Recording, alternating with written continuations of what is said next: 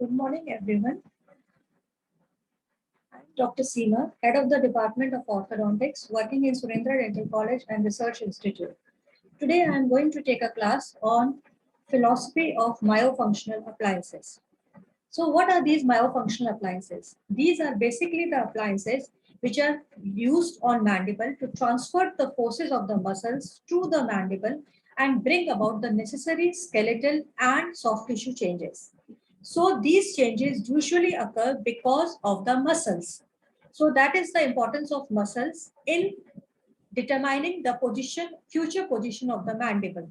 Therefore, we can bring the mandible forward by using these forces. Now, basically, when they transmit these forces, they are used to treat the class 2 malocclusion, which is usually because of backwardly placed mandible or a small mandible. So what is the philosophy behind the working of these appliances? Now, whenever we wear these appliances, they work on two principles, either force application or force elimination. So on the principle of force application, they apply forces and brings about compressive stress and strain on the structures. For example, on the mandible, which brings about the change in the form of the mandible. The mandible becomes big. And also the secondary change in the function.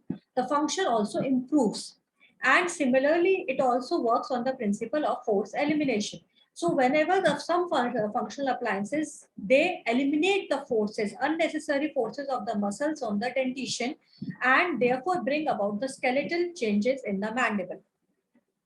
Now, according to the lateral pterygoid muscle hypothesis, which was given by Petrovic, and it states that the lateral pterygoid muscle is the basic muscle which is important to bring about the change in the mandible. So whenever this muscle is involved, whenever we wear the functional appliance, it increases the contractile activity of this muscle. And as a result, the increased blood flow in the retrodiscal part take place. And that increases the growth of the mandible. According to functional matrix hypothesis, all the importance has been given to the soft tissue. So according to Melvin Moss, the soft tissues are important to bring about the change in the skeletal tissue. I will explain this in forms of three theories, that is BUCCINATOR mechanism, neutral zone concept, and equilibrium theory. All these theories, they state the importance of muscle in orthodontics and how these muscles bring about the changes in mandible.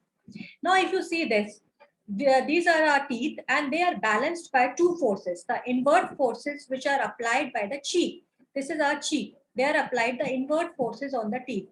And this is the tongue which is applying the outward forces. So if these inward forces balance this outward forces, the teeth remain in the neutral zone.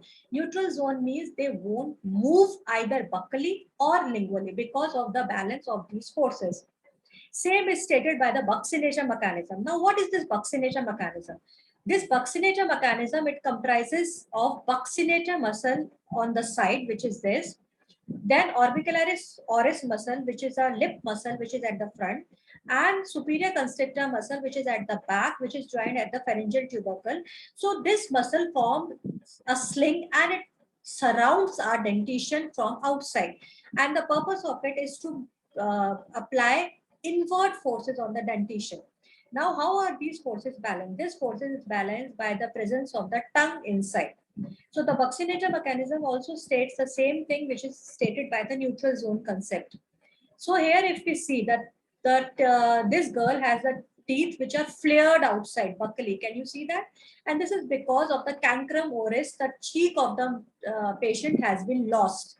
So there is no BUCCINATOR muscle, no inward forces. Tongue is applied the outward forces leading to the flaring of these teeth. Same is stated by the equilibrium theory. And because of this, if any disturbance take place in the equilibrium, it leads to the orthopedic changes. That means the teeth will move either inside, outside, and it will also affect the mandible. Now, same is stated by another example, that is muscular weakness syndrome. In this, the muscles are weak. And what effect it has on the dentition? Can you see this? The patient has got the long face, open mouth, open bite, posterior cross bite. The whole of the equilibrium is disturbed. The form of the mandible is affected, form of the face is affected, And similarly, the position of teeth is all changed because of this disturbance in the muscle physiology. So the muscles are very important in orthodontics to maintain the balance, and this is the philosophy of functional appliances. Thank you, children.